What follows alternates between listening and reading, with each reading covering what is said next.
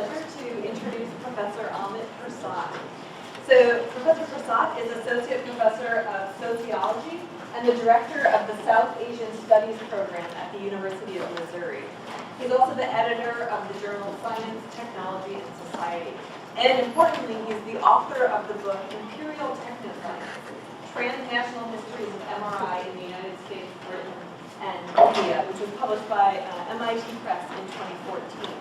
So I just wanted to let those of you who haven't had a chance to read his work yet know that he's really admired, especially in the field of social and historical studies of science and medicine, because he's done such a great job of bringing post-colonial approaches into science and technology studies, really taking these specific case studies and showing the dividends they can really pay off with using post-colonial approaches to understand medicine and technology today.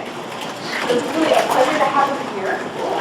The event was made possible by the Center for Medicine, Health, and Society, and we're especially indebted to Lisa Hawkins and Elizabeth Fitz. Where are they? Okay. They're being incredibly helpful right there. There is Lisa. So please join me in thanking Lisa and Elizabeth. And I'm excited that Amit will be talking about his very latest research on miracle cures, journeys of hope, and a cutting-edge science, embryonic stem cell research and therapy in an Indian clinic. Please join me in welcoming Professor Prasad.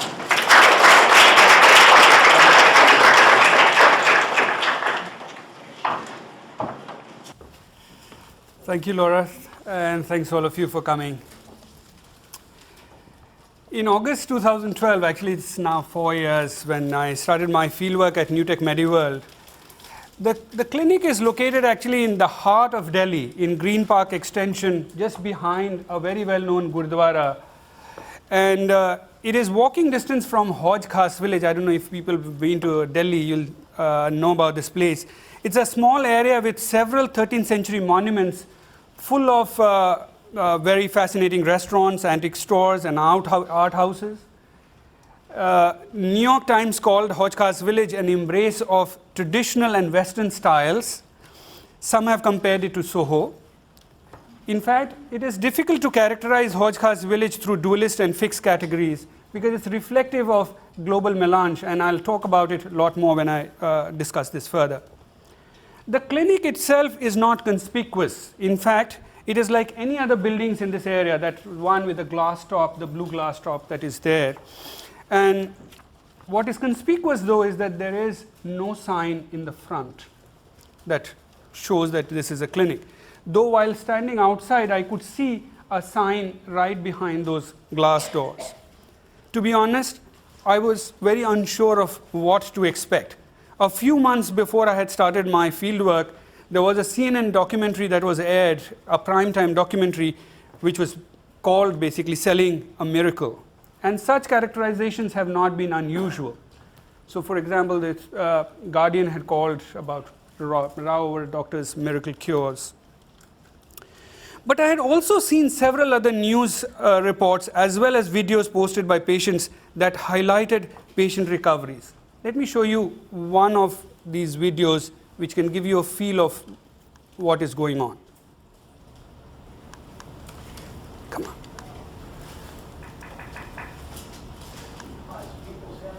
It might sound like science fiction, but it is science fact in several parts of the world. Stem cells are being injected to people with spinal cord injuries, and the results are nothing short of remarkable. Most patients see major improvements in their quality of life, including the return of their bladder function. And that would be the Victoria man who might never fully recover, but you may be surprised to see how much he can do now. Kevin Davies gets down on all fours, crawling, an infantile act for most adults, but an astounding accomplishment for a man who's been paralyzed from the chest down for 17 years. Kevin, an Australian who moved to Canada 2 years ago, was a passenger in a car crash. His back brake is called a T5. T5 is just about middle level. Kevin is a retired world-class wheelchair sprinter. He watched a news report in his home country that featured the first woman in the Western world who traveled to India for stem cell injections. Kevin started packing. In 2008, he was treated by Dr. Gita Shroff in New Delhi for 2 injections a day over a 9-week period. While I was there, amazing thing. In 2 weeks, I was seeing slight movement in my toes. And in 15 years, previous none. 0. The India clinic uses embryonic stem cells. They have been derived from a single stem through a pre-implantation stage embryo. And this I had taken in the year 2000, and from then on we make cell lines. The stem cells slowly replaced Kevin's cells that were wiped out when his back was broken. 1 year after the procedure and a decade and a half of full confinement in a wheelchair, Kevin began walking. It's hard, it's small, but it's possible. I can put it all together now. Kevin's strides are slow and careful, but he gets up every day and his quality of life continues to improve. It's good for your circulation, bone density, swelling for reducing edema. Kevin paid $70,000 for 3 separate trips to India for stem cell injections. Not only are the stem cells changing Kevin's life, they're helping Kevin's daughter, 3-year-old Avery, as well. When my child was very little, to be able to pick them up out of the bed or on the floor would have never been possible. With their return function, it will make it a whole lot easier. Kevin is becoming an advocate for the treatment on his blog, thenewspeedylife.blogspot.com, where some of the questions get personal. Let me pause out here. One particular case that grabbed a lot of media attention occurred in 2007. The Australian sensationally reported about Sonia Smith, who was told by Australian doctors that she would spend the rest of her life in a wheelchair. To quote them, a Brisbane woman who was paralyzed in a car accident is walking again after receiving controversial stem cell treatment in India. In fact, as I came to know later, the clinic had been providing embryonic stem cell therapy since 2002. This is from the brochure that I got in 2012. At present, more than 1,500 patients from 53 different countries have been given treatment at this clinic. My interest in studying the clinic stemmed from twofold concerns. First, I wanted to investigate whether and how science, more specifically medicine and society, were being co-produced. The concern for me is not whether embryonic stem cell therapy at this clinic is true or false, wrong or right.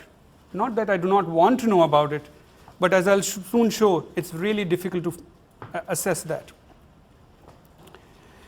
It is not simply impartiality with respect to truth and falsity, rationality or irrationality, success or failure, a cardinal methodological principle within the field of science and technology studies that is at stake in this case. As my research has been showing, stem cell therapy at NewTech troubles the normative discourses on the basis of which we decide true and false and wrong and right in relation not only to science but also ethics, law, as well as culture. And this comes out very strikingly. And one place where it comes out very strikingly is in this video, and I want to show this as well here because you'll get a sense of what I'm going to talk about after that. Lodging is not luxurious. Closet-sized rooms, bathrooms, down the hall. Cash, his dad, and his grandfather will spend weeks in this small space. Your critics, many who've never been here, say she's just getting rich. Of course, let them say it. Who doesn't want to get rich? Who doesn't work for money? But you also have to work from the heart. You also have to see what you're doing. Is it ethically right? And I believe that I'm doing everything right. According to Shroff, and a sliding scale of success she drew up based on the treatments she offers, her results are phenomenal. As of right now, I would say almost everyone, let's say greater than 90% patients have had success. We asked CNN's Dr. Sanjay Gupta about Dr. Shroff's claims for success. We just don't see any data coming from any of these other labs. If it works, if you've proven that it's safe, it's a pretty simple thing to publish and have it looked at by your own peers. This woman is either a miracle person in terms of embryonic stem cell research or a fraud. It's concerning no matter how you look at it. You inject cells that are not pure in some way, and you could potentially cause harm. If it's working and she's doing it the right way, you should write it up. I mean, that's what scientists do, is what we've been trained to do. So, for my study of MRI research, about which Laura mentioned, I had actually visited dozens of labs in the US, in Britain, as well as India. But this place is strikingly different in so many different ways. It often disrupted normative understanding of a clinic or a lab. This was evident, for example, in the way clinical practice was conducted, and even in the way Dr. Schroff would explain her stem cell research, or just the way she would talk. Like one example sometimes I have given is, like here you can see that there is, the one in the right is a patient, the other two are nurses. It's a very celebratory atmosphere in the clinic. You will see that almost every other day there was a birthday being celebrated, either of the patient or the other staff members. There are parties which are held. This is just outside next to the road that you can see here. And just the language, that the way she would use was very different, or the way she would dress, for example. So, and this language very often would get used by the patients to explain what they were experiencing, and that also disrupted normative understanding of science. To use Stephen Shapin and Simon Scheffer's concepts, the literary material and social technologies that are used to present and construct scientific facts in a laboratory were either missing or continually transgressed. Now, as an STS scholar, I was, however, also forced to ask whether the transgressions of the normative order are the reasons for disbelief in Newtek's claims. Is that why their therapeutic claims are seen as miracles? That is, because she does not follow a kind of the way the scientists would perform, whether that is the reason why we have disbelief. And even more radically, whether stem cell therapy at Newtek was a striking exemplar of emerging transnational contestations over the normative order of science and medicine. And this leads me to the second concern that I have. Is stem cell science and therapy at Newtek an exemplification of, to quote Anna Singh, global connection coming to life in friction? Although, unlike Anna Singh's work, in this case, instead of universals being created through cultural dialogue, normative discourses are left stuttering. I deliberately use the terms stutter to describe the responses towards embryonic stem cell therapy at Newtek. Gilles Deleuze, distinguishing stuttering as an affectation of the one who speaks from stuttering of the language itself, argues, to quote him, if the system appears in perpetual disequilibrium or bifurcation, if each of its terms in turn passes through a zone of continuous vibration, then the language itself will begin to vibrate and stutter. Stem cell therapy at Newtek reflects a discursive stutter. The discourses through which societies, institutions, disciplines give meaning and value to normative discourses and practices, in short, the very discourses through which we decide right, wrong, true or false, they are left stuttering. And this, I argue, in this presentation and otherwise, is not an exception. It seems to be an important characteristic of present-day neoliberal globalization. Now let me return to my first visit. I walked up the stairs and entered the lobby of the clinic. The first thing that struck me was a cacophony of different languages: Arabic, English, Hindi, French, German, and these were patients and their caregivers basically sitting and chatting in the lobby, in the black sofa and the armchairs that were there, and a soft Bollywood music was playing in the background. I saw a lady who was speaking in Arabic wearing a t-shirt with Obama's face and the slogan, "Yes, we can." I must admit that I do not have any special linguistic skills.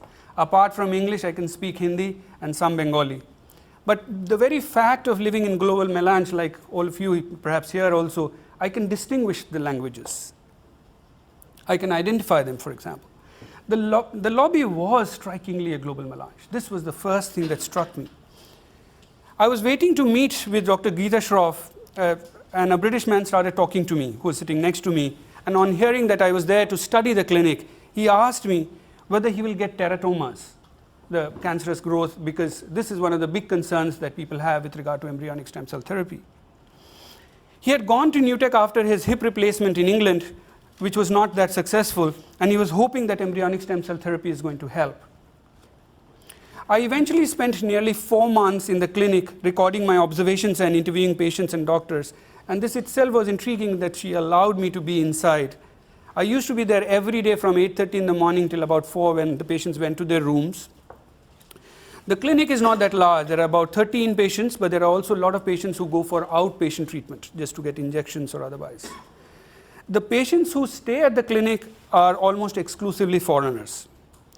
I have also collected data extensively from the web. More than a dozen patients, for example, they maintain blog of their everyday experiences at the clinic. And some of these blogs have very extensive details. So one of the blogs which I have downloaded as a Word file comes out to be 900 pages long. Patients have also posted videos of their treatment. One patient, for example, has posted video of every day of his treatment in the clinic on YouTube. Patients have also reported their results on online forums, for example, Reddit. So what you see here is also another thing extremely striking, that she has not tried to hide anything. She's been very open even to CNN going inside and doing and documenting, or for that matter, me being inside, which is the kind of a concern people have had with regard to this kind of overseas stem cell therapies. In 2012, when I started my fieldwork, the same year when the CNN primetime documentary was aired, apart from the ethical issue with regard to the use of the embryo or the embryonic stem cells, a big concern was epistemic one. Wise Young, presently the Richard Schindel Chair of Neuroscience at Rutgers University, who spoke in the CNN documentary, and you saw that Dr. Sanjay Gupta saying the same, was blunt in his indictment of embryonic stem cell research and therapy at NewTek. He categorically stated, to quote him, "There is zero evidence of what she is doing. She, that is Geeta Shroff, is not published." It is worth noting that Young presents a normative argument with regard to what constitutes a fact. She is not published, to underscore a realist claim about embryonic stem cell research and therapy. Scientific fact, to quote Bruno Latour, is not qualitatively different from fiction. A fact is, Latour explains, what is collectively stabilized from the midst of controversies when the activity of later papers does not consist only of criticism or deformation, but also confirmation. But what if there are no papers? Or if the papers are published more than a decade after the scientific claims were first made? How does one then make sense of the scientific claims? A few years before the CNN documentary was aired, Wise Young, who I just quoted, who had talked in the CNN documentary as well, he had a slightly different view when he met one of the patients who had undergone treatment at NewTek. This is on his own online forum. To quote him, "To me, Perry looks quite healthy and happy compared to the times that I have seen him before. His cheeks are ruddy, the skin on his hands look healthy. He was able to rock side to side and forward and backwards, something that I cannot recall him doing before. He was on a respiratory and laughed, smiled and talked with enthusiasm. He of course did not demonstrate his breathing in the lab, but I believe his description. Prior to the treatment, he was doing frog breathing and did not last 10 minutes. This was confirmed by people who traveled with him." He went on to explain why such changes lend some credibility to the claims. It's not that Young was being facetious when he was talking on the CNN documentary or when he was commenting on his own observation of a patient. If you recall, his criticism of NewTek stemmed from a normative understanding of a scientific fact. She is not published. Until 2015, claims of therapy at NewTek failed this constructivist definition of a scientific fact. Shroff had told me in 2012 and also in 2014 when I had interviewed her, and I've been continually interviewing her over the period of time, that she could not publish because she was awaiting decision on her patent applications, and she will publish as soon as those patents were granted. And last year when I interviewed her in August, she told me how she has had 38 papers published and another 15 are under review. However, NewTek's publications have rarely been cited by others. NewTek has in fact been singled out for criticism, and its study of cerebral palsy patients, which was its first publication, has been characterized as, to quote, "very concerning for the field." The mistrust in NewTek's claims, apart from ethical concerns such as providing therapy without conducting phase trials, this is the big concern also which is there, where the phase trials have been not done and they are already being provided therapy, also stems from radical reorientation of the standard experimental system. Newtek calls it self-control experiment.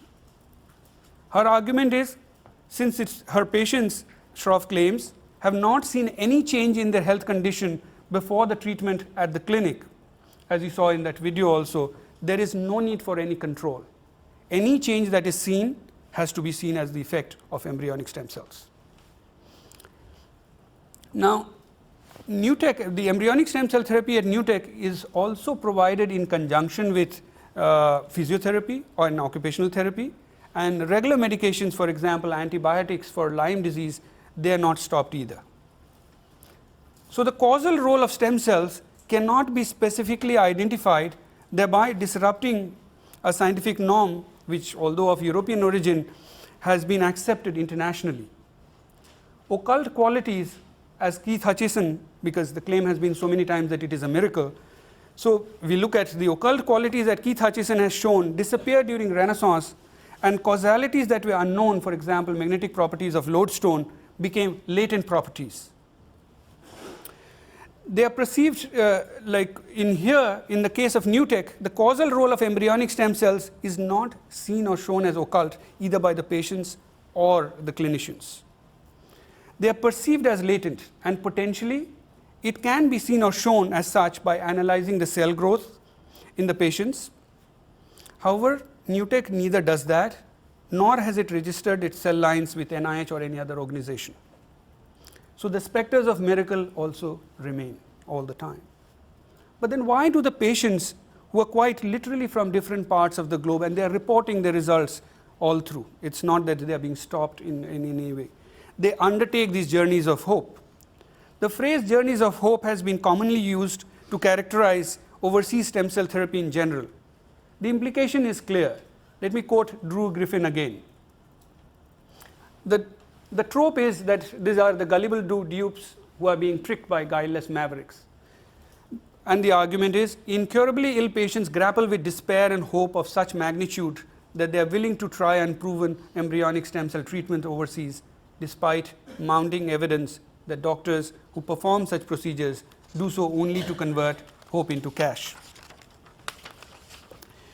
Patients and the clinicians at Newtek often counter such claims.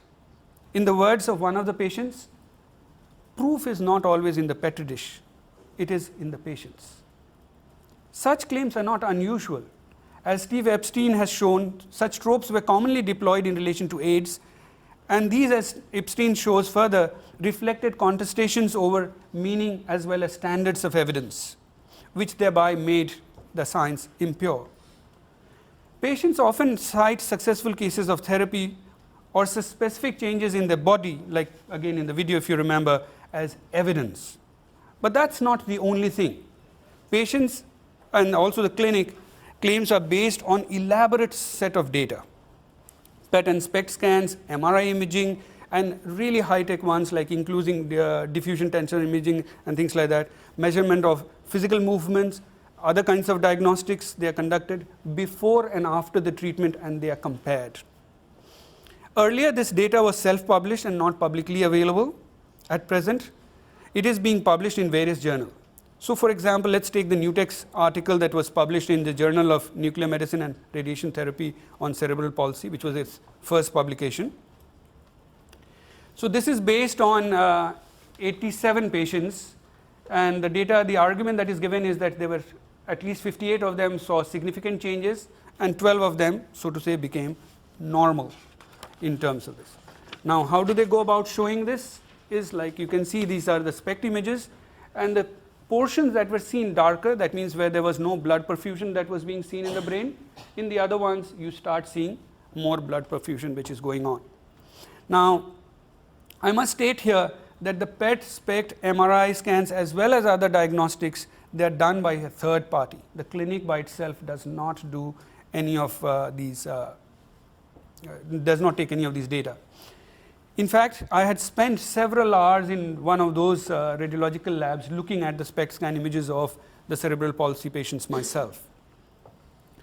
Now, one can argue that that brain perfusion may or may not translate to any physiological and or physical changes. Now the point here is very simple, that if there are parts of your brain there is no blood flow that is going on, that means that those parts which are affected by that, they will not be functioning. So this may not occur. So in the article, Newtek doctors also present physical changes that have been measured on the gross motor function classification system, or GMFCS scores, which is widely accepted. So if you look at it, the GMFC scores, the way it works is that 5 is when a patient is completely on wheelchair, cannot walk by himself or herself, and 1 when they don't need any crutches or anything, or any frame or anything to walk. So you can see 5, there were 40 patients who had started with 5, and after that only 1 which remained. And that itself is extremely striking, that there is such a big transition of something like that which has occurred. Nevertheless, one cannot be certain in relation to the impact of the therapy. And the clinic is upfront in stating this. All the patients and the caregivers, particularly for the caregivers if the patients are children, they provide a video recorded as well as a written consent, during which they are told there is no guarantee for the treatment. This is an experimental treatment, they are told. This can create tricky situations. I myself had met several cerebral palsy patients, for example. One in particular, this 15-year-old boy, whenever he would find me that I was sitting by myself or I was not doing work, he would come over, and he was fascinated by railways, trains. So he would tell me the stories of trains and railways in different countries. His father, who himself is a surgeon, he was hoping that the perfusion of the brain at least would show a normal after the treatment, and they had already undergone 3 sessions, during which there was an increased blood flow that was seen in the brain. But after the 4th session, it actually dropped. There were parts became a lot more darker than they were after the 3rd session. So, and the scans, when it did not show increased blood flow after the 4th session, Dr. Schroff had no explanations, and I was myself present there, except to state that they should have combined the physiotherapy more effectively with treatment. And this is the other interesting part, that even though they are providing embryonic stem cell therapy, they keep saying that you got to understand the therapy is always holistic. So we have to bring these together. And her commitment, she says, is to my patients. Now, a key concern for science and technology studies has been to unravel how science is black boxed. That is, when facts are stabilized and entanglements between science and society are removed. That means a fact stands by itself. With Newtek, the concern is the opposite. How is one to distinguish fact from fiction if the normative conditions for stabilization of claims, that is, those accepted by the scientific community, are different or transgressed by those present at Newtek? It is, however, important to emphasize, and this is really important to emphasize, that at Newtek, the normative discourse of fact-making in science has not been discarded either. Rather, it has been, to use another delusion concept, deterritorialized. The epistemic or the technical object, although produced in a laboratory or clinic, exists and is given credence or non-credence through simultaneous enlisting as well as estrangement with the normative practices of sciences. One patient who had received treatment when Newtek had not published its results and witnessed a change in her condition, for example, had called into question Newtek's non-publication of results. To quote her, "It does not make sense. I don't know why she doesn't publish. If it works, and I know it does, then put it out there." End of quote. Patients and also Schroff thus advocate for the normative process of fact-making. That, okay, publish, do all these things, but by simultaneously asserting the facticity of their claims, they also highlight the artificiality of the normative process. That as though this normative process has to be done just in order to be seen as science. But it is working. There is no doubt about that part. Patients often characterize Newtek's way of doing research and therapy not as outside science, but as the outside of science, as the frontier, the experimental, which is the not yet of science. And this is explained over and over again, that she is creating this new world, so to say. And they thus not only trouble what constitute facts, but also the normative discourses on whose basis scientific facts are established. In the process, biomedical, ethical, legal, and cultural discourses are continually deterritorialized and re-territorialized in the sense that they're broken off and fitted with other things. And as such, they find expression in the messy becomings of the patients and their caregivers. And this was also very, very characteristic, the ambivalence that the patients and the caregivers would continually show. Amy Sacher, who actually used to maintain a blog and then she published it as a book, she simultaneously presents her experience as a body virtually reborn after stem cell therapy and classifies the process as an ultimate self-healing. In the descriptions of her therapy at NewTech, Sacher deterritorializes biomedical and ethical discourses. For example, she's very, very critical of the fact that her Lyme disease was not detected for 7 years in the United States. And then she re-territorializes them, sometimes with the help of Euro-West-centric discourses. India is thus simultaneously constituted as a site for emergent and cutting-edge research and unchanging history and culture. The front cover of her book displays a historical monument, and she is showing her back. This is the first one. And the back cover has the image of a cow. Sacher thus ends up othering India through a Eurocentric trope that has been commonly deployed in relation to stem cell therapy at NewTech and more broadly with regard to healthcare in non-Western countries as well. But with regard to stem cell therapy at NewTech, a 60 Minutes report in Australia starts an interview with Sonia Smith, who had seen a very spectacular recovery, with this statement, to quote, "On the ancient streets of Delhi, a city more accustomed to mystic healing than 21st century medicine, a Brisbane mother is seeking out a modern day miracle," end of quote. As I showed to you, this is the heart of Delhi where it is happening. In such Euro or West-centric constructions, cow or the bull is commonly present. So, for example, you can see here in the globalist thing, a report by the Global Post, so to say. And in a city better known for traffic and stray bulls, Geeta Shroff is pioneering stem cell treatments unavailable elsewhere.